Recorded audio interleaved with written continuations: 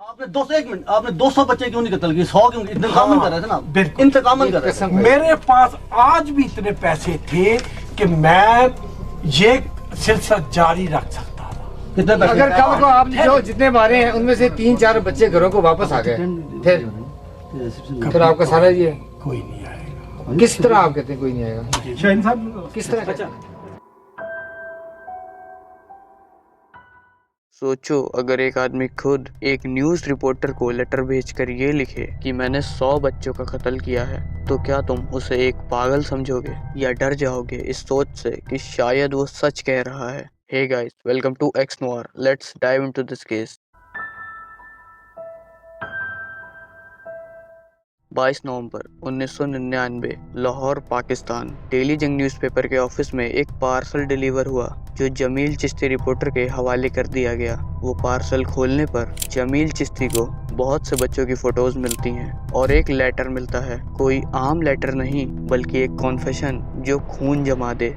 उसमें लिखा था, मेरी गिनती 100 पर ख़त्म होती है, आपको उन सारे बच्चों की फ़ोटोज़ मिलेंगी। वो कौन है और कहां से हैं? मैं चाहता हूं कि आप अपने न्यूज़पेपर के ज़रिए दुनिया को बताओ कि मैंने क्या किया। मैं अपनी 32 पेज की डायरी आपको दे रहा हूं। वो मेरे 100 मर्डर का कंप्लीटेड कॉन्फेशन है। आप मेरे घर पर जाओ तो सब सबूत आपके सामने आ जाएंगे। जब आपको पता चलेगा कि मैंने क्या काम किया है तो पूरी दुनिया हिल के रह जाएगी। फिर चिश्ती साहब तुरंत उस एड्रेस के लिए निकले जो एड्रेस उस लेटर में लिखा हुआ था। लेकिन जब चिश्ती साहब उस घर तक पहुंचे तब दरवाजे पर ताला लगा था। ज्यादा सोचने का वक्त नहीं था, वो दीवार फांद कर अंदर घुस गए।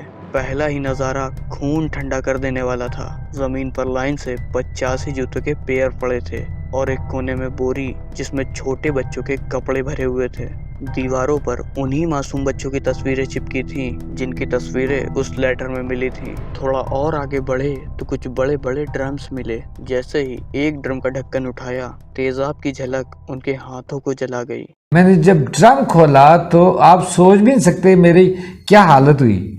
उसमें लोथड़े थे और एसिड से मेरे हाथ जल गए। चलो इस कहानी को शुरू से शुरू करते हैं। तो जावेद का जन्म 1961 में लाहौर पाकिस्तान में हुआ था। वो अपने माँ बाप के 8 बच्चों में से छठा बच्चा था। उसका परिवार फाइनेंशियली काफ़ी स्ट्रॉन्ग था और उसके फादर काफ़ी वेल नोन पर्सन थे।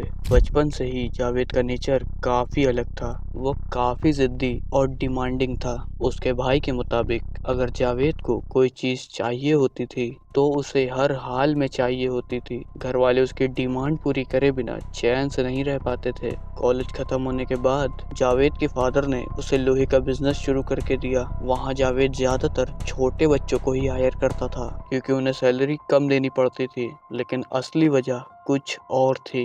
जावेद एक होमोसेक्सुअल था और उसमें पेडोफिलिया जैसा डेंजरस डिसऑर्डर भी था। उसका दिमाग बचपन से ही बिगड़ चुका था। वो छोटे बच्चों की तरफ सेक्सुअली अट्रैक्ट होता था। जब उसके घर वाले उसे शादी के लिए दबाव डालते तो वो साफ मना कर देता क्योंकि जावेद को लड़कियों में कोई इंटरेस्ट नहीं था। फिर भी उसकी ज़बरदस्ती 2 बार शादी करवाई गई, लेकिन दोनों शादियां एक साल से ज़्यादा नहीं टिक पाईं। बिजनेस के बाद जावेद ने एक वीडियो गेम शॉप खोल ली। गली के छोटे बच्चों के लिए वो जगह किसी जन्नत से कम नहीं थी।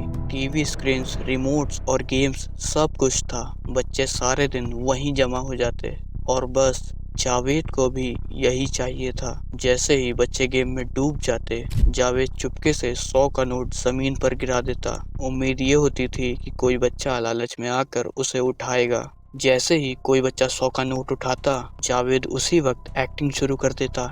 गुस्से का नाटक करता जैसे कि उसे चोरी से सच में प्रॉब्लम हो। फिर वो सब बच्चों को एक लाइन में खड़ा करता और एक एक करके बच्चों को अपने प्राइवेट रूम में ले जाता और उन बच्चों की तलाशी लेता। लेकिन तलाशी के नाम पर वो बच्चों के साथ ऐसी ऐसी हरकतें करता जो कोई बच्चा समझ भी ना पाता।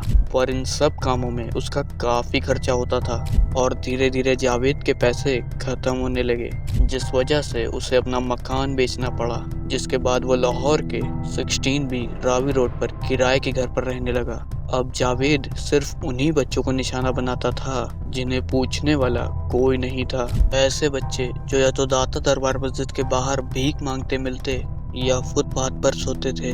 वो उन्हें खाने का लालच देता, काम का वादा करता और अपने साथ घर ले जाता। मासूम बच्चे समझते थे कि शायद किस्मत बदल रही है, पर उन्हें क्या पता था कि उनके साथ क्या होने वाला है।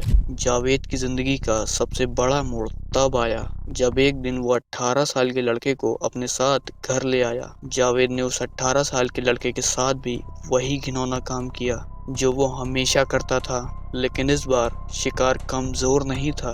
रात के अंधेरे में जब जावेद गहरी नींद में था, उस लड़के ने चुपके से एक राइफल उठाई और राइफल के हत्थे से जावेद के सर पर जोर से वार किया।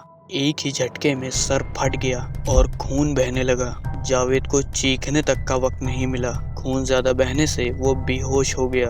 अगली सुबह जब मोहल्ले का एक आदमी उसके घर आया तो उसने देखा कि जावेद अपने बेड पर खून से लथपथ बेहोश पड़ा था। जब पुलिस ने पूरी इंक्वायरी करी तो सब कुछ सामने आ गया। जावेद पर रेप का केस बना और सजा के तौर पर उसे 100 कोड़े मारे गए। और इतनी मार के बाद जावेद 22 दिन तक कोमा में चला गया। उस वक्त उसकी फैमिली ने उसे पूरी तरह ठुकरा दिया।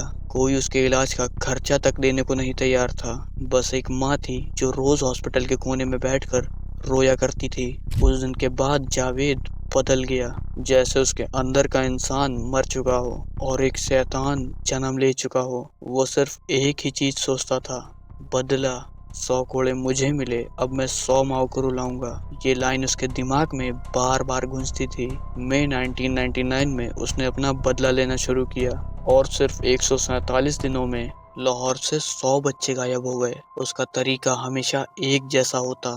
पहले बच्चों की फोटो खींचता, फिर उन्हें उनका फेवरेट खाना खिलाता और फिर घर ले जाके उनके साथ वो सब करता जो सोचकर भी रूह कांप जाए। जब उसका मन भर जाता तो चेन से उनका गला घोंट देता और बॉडीज को एसिड से भरे ड्रम में डाल देता। ये सिलसिला तब तक चलता रहा जब तक ये नंबर 100 तक नहीं पहुंच गया। जावेद ने पुलिस को भी एक लेटर लिखा था, लेकिन पुलिस ने इस लेटर को काफी लाइटली ले लिया था। जब ये खबर न्यूज़पेपर के फ्रंट पेज पर छपी तो पुलिस की नींद उड़ गई। पाकिस्तान की पुलिस ने पूरा लाहौर छान मारा, हर कोना, हर गली, हर छत को देखा, लेकिन जावेद का कोई नामो निशान नहीं मिला। वहीं दूसरी तरफ जब उन एसिड के ड्रम से निकाली गई बॉडीज का पोस्टमार्टम और आइडेंटिफिकेशन स्टार्ट हुआ तो पूरे शहर में दहशत फैल गई। सड़कें खाली हो गईं। माँ बाप ने अपने बच्चों को स्कूल भेजना बंद कर दिया। 100 में से सिर्फ 57 बॉडीज की पहचान हो पाई। बाकी बच्चे तो एसिड में इतने घुल गए थे कि उनका नाम भी दुनिया याद नहीं रख पाई। 18 फरवरी 2000 जावेद ने पुलिस के सामने खुद ही सरेंडर कर लिया था और जब उसे कोर्ट में पेश किया गया तो उसके चेहरे पर ना कोई पछतावा था, ना डर। और जब जज ने सजा सुनाई तो कोर्ट का माहौल थमा हुआ था। जज ने कहा इसे उन्हीं 100 माओ के सामने उसी चेन से कर मारा जाए जिस चेन से इसने उन बच्चों को मारा था। फिर इसकी लाश के 100 टुकड़े करके एसिड के ड्रम में डाल दिया जाए। सजा सुनकर जावेद बहुत घबरा गया, लेकिन ये सजा कभी पूरी नहीं हो पाई। 9 अक्टूबर 2001 जेल के एक अंधेरे सेल में जावेद इकबाल अपने सलवार के नाड़े से लटका हुआ मिला। लेकिन आज भी ये एक मिस्ट्री है कि जावेद खुद मरा था या उसे मारा गया था। तो आज का केस यहीं खत्म होता है। और अगर आपको साउथ कोरिया का ब्रूटल क्राइम केस देखना है तो इस वीडियो पे क्लिक करें। मैं आपसे वहीं मिलता हूँ।